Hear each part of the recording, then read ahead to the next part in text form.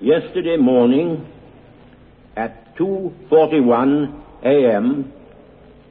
at General Eisenhower's headquarters, General Jodl, the representative of the German High Command, and of Grand Admiral Dönitz, the designated head of the German state, signed the act of unconditional surrender of all German land, sea, and air forces in Europe to the Allied Expeditionary Force and simultaneously to the Soviet High Command.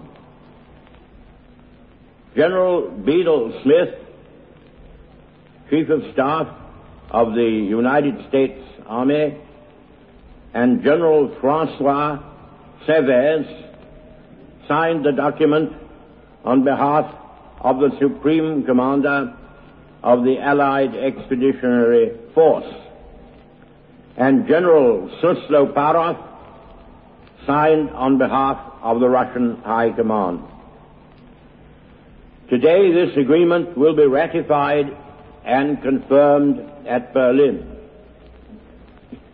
where Air Chief Marshal Tedder, Deputy Supreme Commander of the Allied Expeditionary Force, and General de Lattre de Tassigny will sign on behalf of General Eisenhower.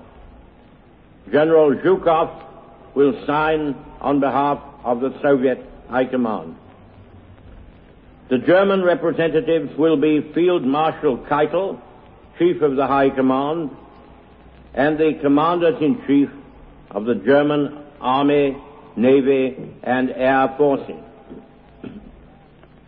Hostilities will end officially at 1 minute after midnight tonight, Tuesday the 8th of May. But in the interest of saving lives, the ceasefire began yesterday to be sounded all along the fronts, and our dear Channel Islands are also to be freed today. The Germans are still in places resisting the Russian troops, but should they continue to do so after midnight, they will, of course, deprive themselves of the protection of the laws of war and will be attacked from all quarters by the Allied troops. It is not surprising that on such long fronts and in the existing disorder of the enemy, the commands of the German High Command should not in every case have been obeyed immediately. This does not, in our opinion, with the best military advice at our disposal, constitute any reason for withholding from the nation the facts communicated to us by General Eisenhower of the unconditional surrender already signed at Reims, nor should it prevent us from celebrating today and tomorrow, Wednesday, as Victory in Europe days. Today, perhaps, we shall think mostly of ourselves.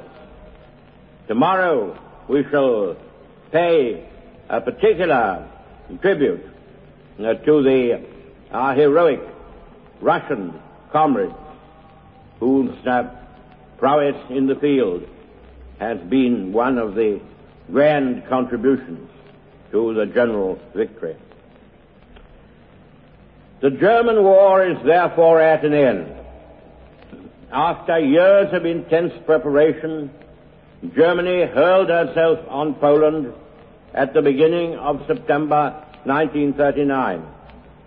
And in pursuance of our guarantee to Poland, and in common with the French Republic, Great Britain, the British Empire, and Commonwealth of Nations declared war upon this foul aggression. After gallant France had been struck down, we from this island and from our united empire maintained the struggle single-handed for a whole year, until we were joined by the military might of Soviet Russia and later by the overwhelming power and resources of the United States of America.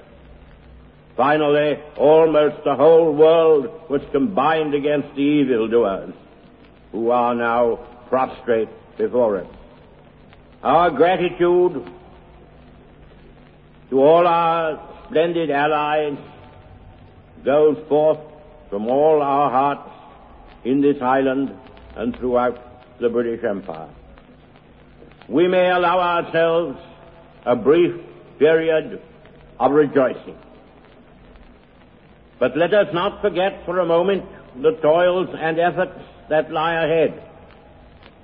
Japan, with all her treachery and greed, remains unsubdued. The injuries she has inflicted upon Great Britain, the United States, and other countries, and her detestable cruelties call for justice and retribution. We must now devote all our strength and resources to the completion of our tasks, both at home and abroad. Advance, Britannia! Long live the cause of freedom! God save the King!